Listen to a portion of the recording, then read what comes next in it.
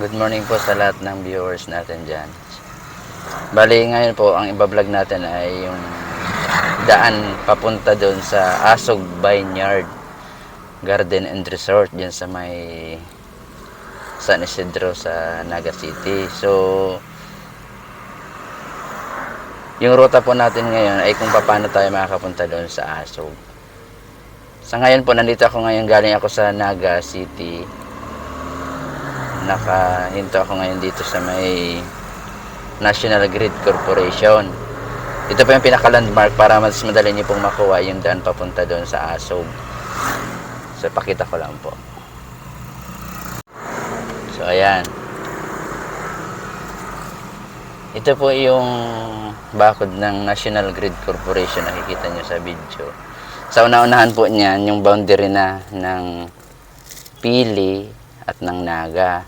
So mayroon dyan, pag galing ka dito sa Naga, kakaliwa po tayo, papasok din sa may boundary ng Pili at Naga.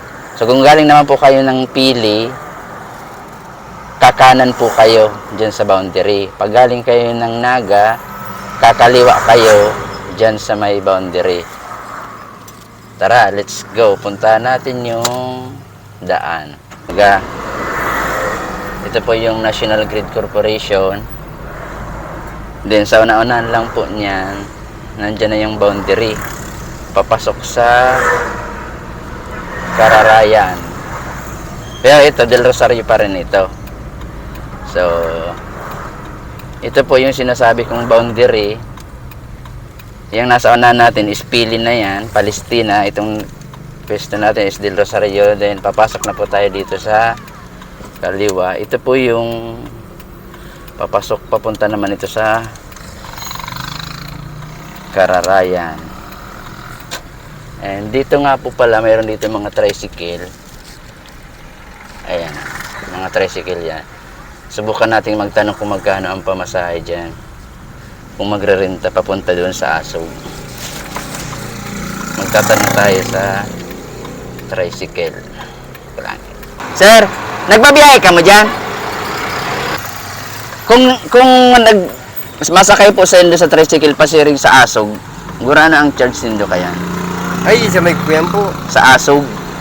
Kuyan po kasi Arkilahan na kaya. Arkilahan na ito? Kung araw kaya, gura naman ang Arkilahan kaya sa indo? Pinsan, depende man po kasi sa paserong kupira hinda. Depende sa capacity pa. Kung halimbawa nga, pirang capacity kang tricycle? Kuyan po kasi, kuyan, minimum kayo, ang Arkilahan, minsan gatos, Arkilahan mi. Pero kung, Dahil halimbawa nga 5 ang pasahero or 3. pero dahil magkali malugis, mga pinag-30 lang sa ro. Ngayon, okay. 30 ang minimum. So kung mga 3 daw, 100 pa lang, pwede na, larga na yan. Ayun po. Kung solo lang, siyempre mga 100 naman yan. Tapos siyempre, lugi ka man sa pagbalik. Ayun po.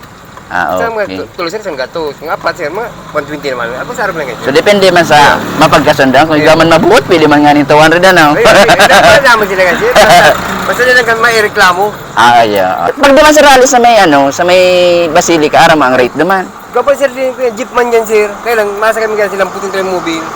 Yung nga ni, pag nagsakay sindan tricycle, naman gura, aram man kaya sa indo. Ayun po. Pero may route ang jeep dyan, ano? Ayun po. Pagkapot naman sir, pwede man, walking distance mo lang yan sir. Arani man lang yan. Pagali sa cruising? Sinan po, Palao. Nalalakaw na lang Ayun ito? po. Okay. Kaya po sir, mahilig mo ba sir managlaw ka sir? Ayun tayo. Salamat. Anong pangalan mo, sir? Binir sir, binir. Biner. Ayun, thank you, Biner. Ayun po sir. So, ayun po, may na-interview kitang tricycle driver. So, okay man lang po pala yung rate ng nila, renta. Kasi malapit na lang dito yung Asog eh. So, ayun, at least may idea na po tayo kung sasakay tayo ng tricycle. May idea na tayo kung magkano yung magiging pamasahe natin. So, tara, let's go na tayo. Punta na tayo doon sa Asog.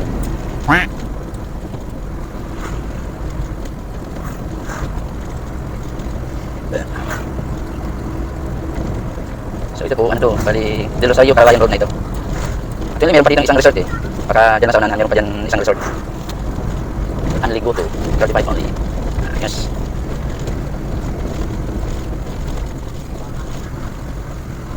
Del Rosario. Ayun. So ito po, yan. Ito, sa kanan resort yan. Ayun, resort din yan. So, diretso lang po. Yung resort na dinahan natin, yun yung Spring Valley. Missoula Spring Valley Resort. Then pagdating naman dito sa unang-unahan, dito na yung Camellia Heights. Ayan. Kaya makita nyo naman yung daan natin, talagang ayun, Camellia, ito yung Camellia sa kaliwa. So ito po yung crossing ng Cararayan at Del Rosario. So tigil muna tayo dito sa tabi. So dyan po yung road na yan is meron naman dyang nagbabiyahe daw na jeep. So pag galing po kayo dito, kakanan po tayo, papunta po tayo dito sa kanan. Yan sa may kaliwang road na yan, galing yan dun sa may Basilica. Meron din dun tricycle na nasasakyan papunta dito sa Cararayan. Itong daan na itong dinadaanan natin ngayon, going to San Isidro na ito. So malapit na tayo doon sa Asog.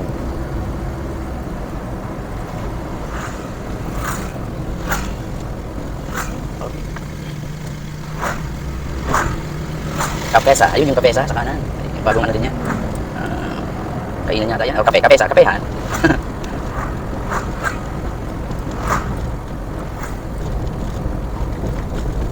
Salt College Seminary. Diretso lang. So, isa pang landmark dito, yung Deca. Deca Cararayan. So, ito na po yung Deca Cararayan. Ayan. Deca. Ayan, Deca. Pasok doon. Deca Subdivision. So, after ng Deca, malapit na lang daw yan dyan. Malapit na nga. So, ito yung makikita nyo, yung nasa kanan. This way to Naga City Sanitary Landfill. Papasok tayo dito. Ayan po. Pasok tayo dito. Nandito daw yung ayan, pasok.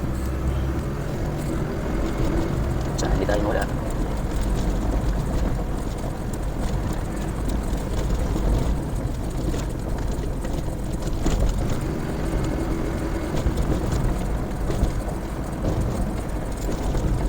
Diretso lang.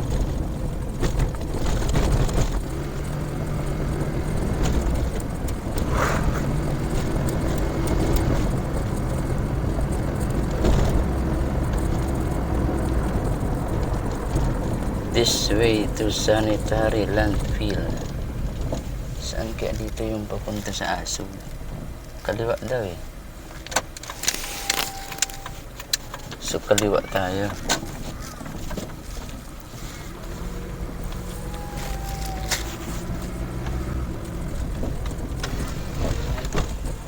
Pasili lang Asog? Diretso lang yun. Thank you. So ayun, papunta na tayo sa Asog. So dito pala, bali, okay din yung daan. Meron lang hindi pa two-way, pero ito na yata yun. Malamang ito na yun, ito na nga. Ayan. Ayan yung Asog. Asog Garden.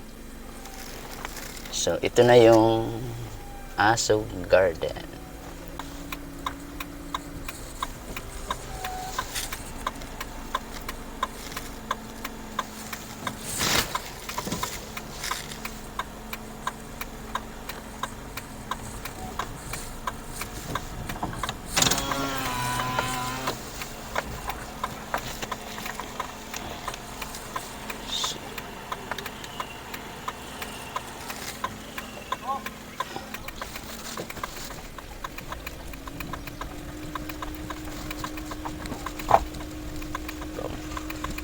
So ito na yung Asog natin.